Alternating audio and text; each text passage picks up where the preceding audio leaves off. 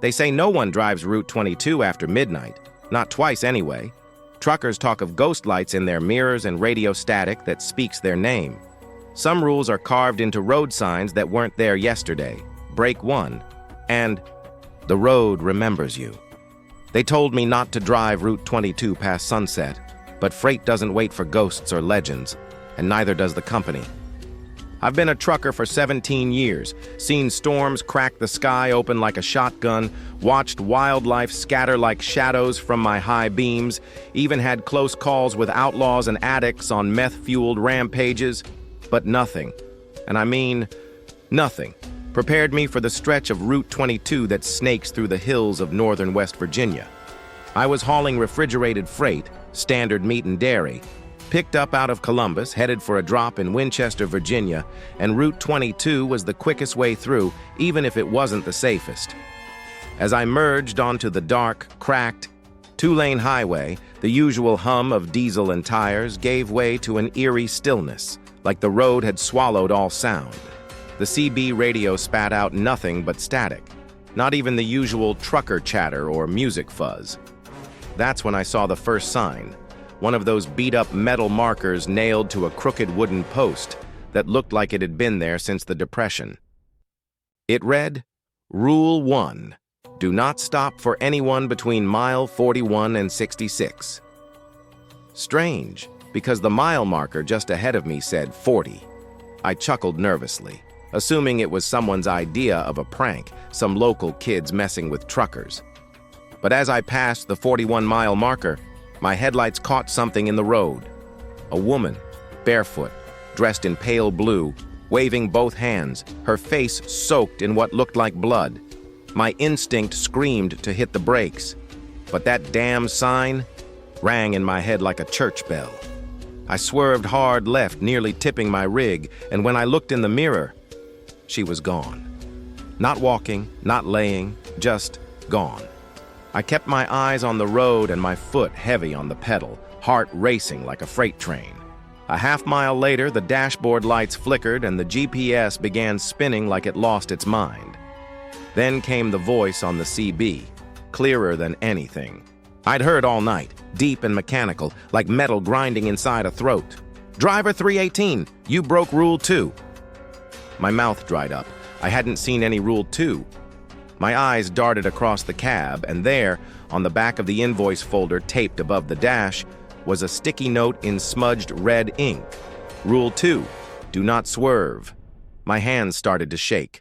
I didn't put that there, and it wasn't there before. The road narrowed like it was folding in on itself, trees leaning in like they wanted to listen. I gripped the wheel tighter, muttering prayers I hadn't said since my mom died.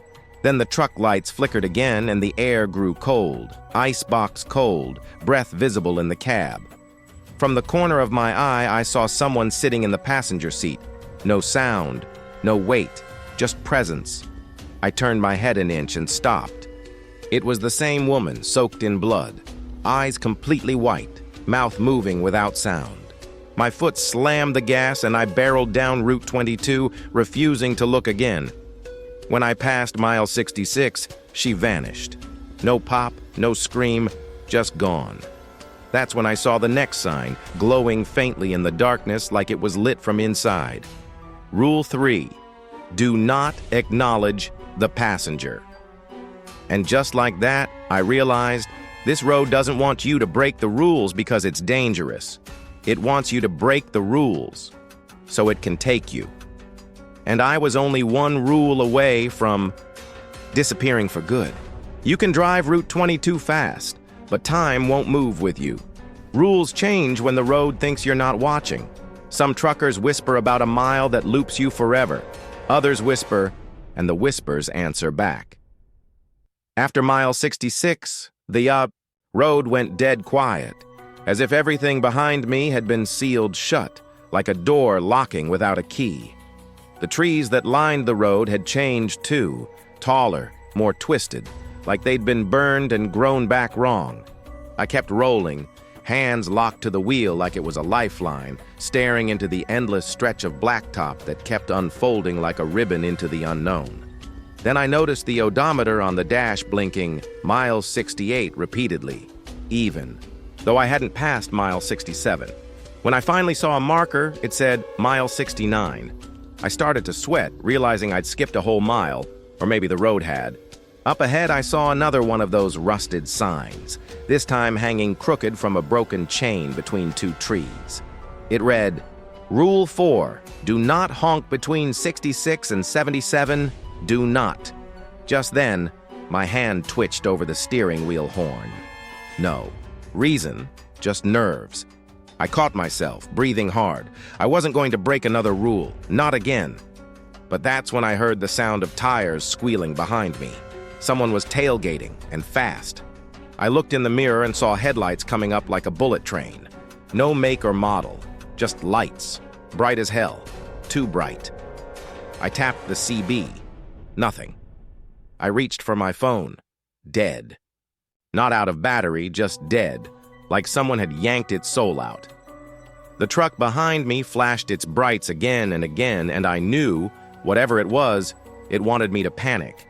My chest locked up, but I stayed calm, white-knuckling the wheel, breathing in through my nose like my dad taught me when he used to box. At mile 70, the lights vanished, gone, like someone shut a door on them. Then my cab lit up red. The dashboard glowed like it was on fire. Alarms I'd never seen blinking, one after the other. Code violation, horn temptation detected, eyes on the road. Horn temptation? What the hell kind of system was that? I don't remember installing it.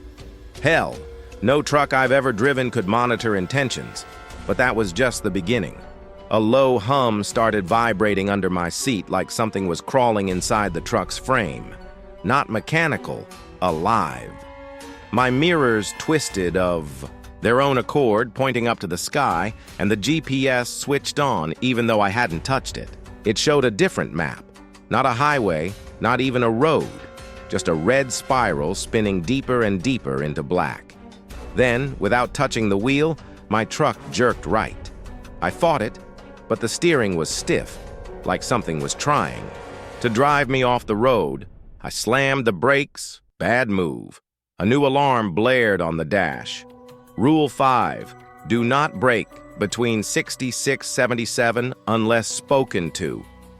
Spoken to? The hell does that mean? That's when the voice came again. This time, not through the CB, not through the speakers. It came from the engine, a wet, bubbling whisper that said, "You're close to the spiral now, driver. Keep rolling." I gritted my teeth, foot easing off the brake. The truck straightened on its own, like the road had a will, like I was just a puppet strapped to a diesel coffin. Then, just as I hit mile 72, I saw the diner. I swear to God, it wasn't on the map, and it wasn't real. But there it was, flickering in the dark like a mirage. Gracie's Stop. Coffee, pie, last exit for 100 miles. Neon buzzing. One car in the lot. Windows fogged. I knew I shouldn't stop. But the road slowed the truck anyway, easing me into the gravel lot like I'd lost control of my own choices. The second I parked, the engine died on its own. I sat frozen, watching something inside move past the window. No people, no lights inside, just motion. Then the radio buzzed back to life. Static, followed by a soft female voice. "You broke. Rule 6 by stopping. You have 6 minutes to make it right. Enter alone." 6 minutes? Make what right? I looked at the dashboard. Countdown timer now blinking. 5:59. 5:58. I grabbed the flashlight, opened the door, and stepped into the cold gravel crunching under my boots like bone chips. The air smelled like ash and rain. I walked to the diner door, pushed it open, and stepped into something colder than any walk-in fridge I'd ever hauled. The lights inside flickered, revealing a counter lined with mannequins. Not people, not statues. Mannequins in trucker hats and denim jackets, mouths open in silent screams. Behind the counter, a waitress with silver eyes, and no pupils raised her head. She spoke with a voice that wasn't hers. "You're not supposed to be here, but now that you are, you have to serve." Before I could speak, the door slammed shut behind me and locked. The timer on my watch kept ticking. 2:59. I wasn't on Route 22 anymore. I was somewhere inside it. Somewhere it kept for drivers who broke too many rules. Somewhere the road could feed. You don't drive Route 22 past the diner. You pass through something else, a tunnel in time or a throat in the earth. The rules get harder to read because they're not written anymore. They're whispered into your head, and you obey them or you vanish. I don't remember falling asleep. I remember the diner door closing behind me, the smell of ash and cold meat, and that waitress with no eyes mouthing words I couldn't hear over the screaming silence. But after that, blankness. When I woke up, I was back in my rig, seatbelt, fastened, engine humming low like it was waiting. Outside the windows, nothing. No stars, no sky, no trees, no road, just black, like I was floating in the void behind the world. My GPS was off, phone dead again, but the CB crackled with breathing, slow, mechanical, like it had gears turning inside lungs. A voice finally came through, half static, half human. "Welcome to mile 77. The spiral begins." Then the windshield, lit up, not from headlights but from symbols, drawn in frost across the glass like some ancient script, glowing dull red like embers left too long in snow. I shifted into drive and the truck moved, even though I still couldn't see the road. I should have felt panic. Instead, I felt detached, like I'd handed the keys over to something invisible. I could see mile markers now, but they were inverted, counting backwards. 77, 76, 75. Every mile, the air got thicker, heavier, like I was driving deeper underwater or through the lungs of something asleep. Then I saw them, other trucks, parked sideways along the sides of the void, lights off, windows shattered inward. Each one marked by rusted metal signs nailed into the hoods. Violated Rule 7, broke the loop, spoke to the man with no reflection. One cab had its driver slumped over the wheel, face completely erased, just skin stretched, smooth where eyes, mouth, and nose should be. That's when I realized these weren't just wrecks, they were warnings. And then came the next sign, floating mid-air, no post, no wires. Rule 7, do not count miles allowed.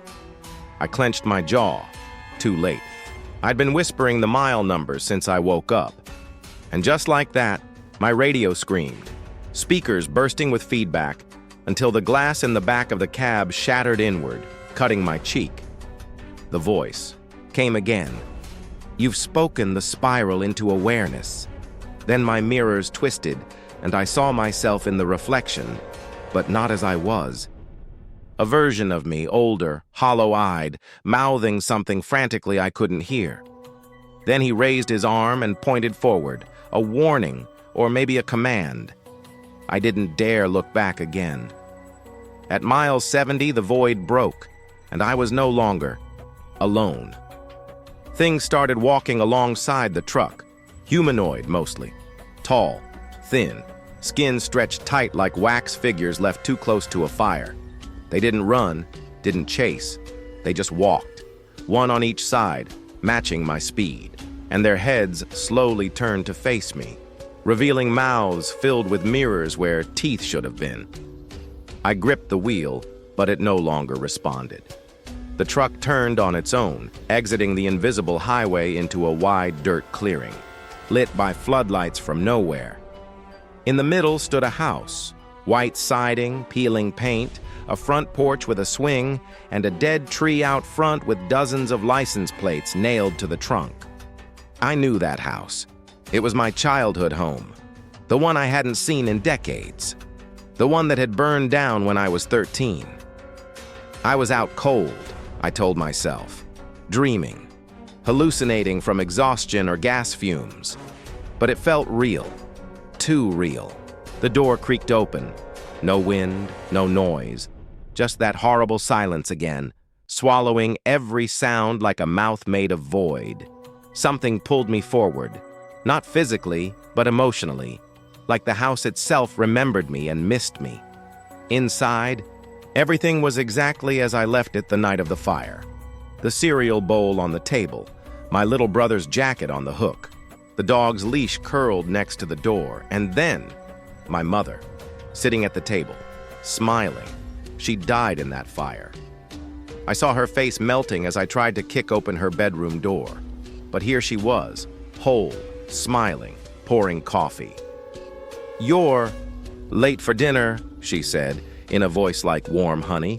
"Sit down before the road gets angry." My knees buckled. I fell into the chair. The coffee tasted like ash and metal. The walls began to breathe, in and out, boards expanding and shrinking, like the house was alive and I was being digested. My mother's face slowly sagged, lips tearing open into a grin far too wide. "Rule 8, she said, voice now thick and guttural, "do not accept hospitality from the dead." Then her head tilted backwards, splitting open at the jaw like a trap door, revealing another face inside, mine, screaming. I shot up from the table and bolted out the door, back toward the truck. The figures were waiting now. All of them, lined in rows, bowing, every one of them wearing my face. I climbed into the cab, slammed the door, started the engine, which purred now, like a thing satisfied. On the windshield was my final warning. "Rule 9, if you see your past, run. If you see your future, obey." The truck rolled forward again, but I wasn't driving. Not really. I was being taken deeper.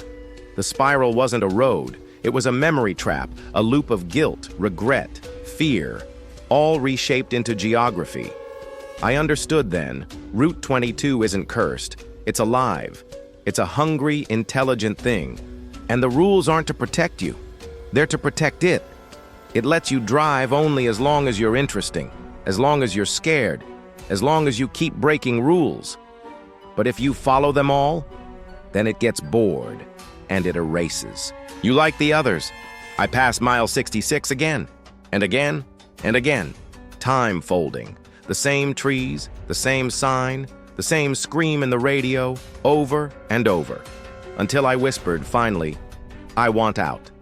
The voice answered back, "Then one final rule, driver, 318. And on the dashboard screen, 5 simple words glowed. Rule 10, take someone's place.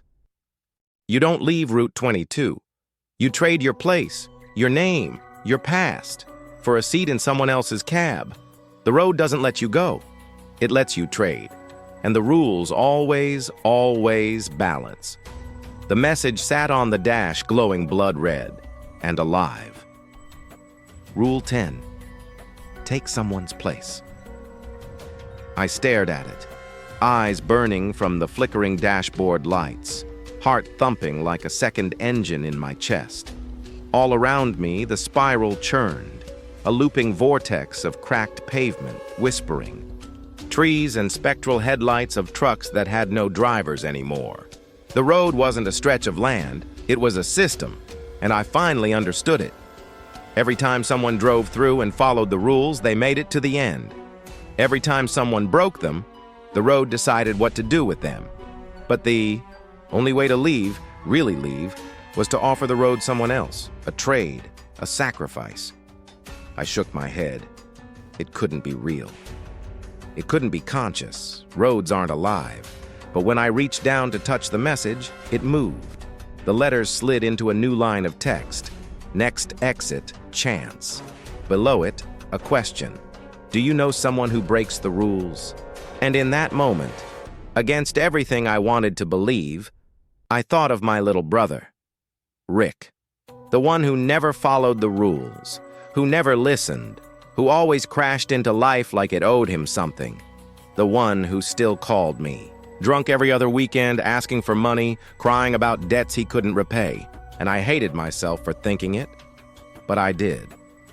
The truck began to slow, not on command, on its own.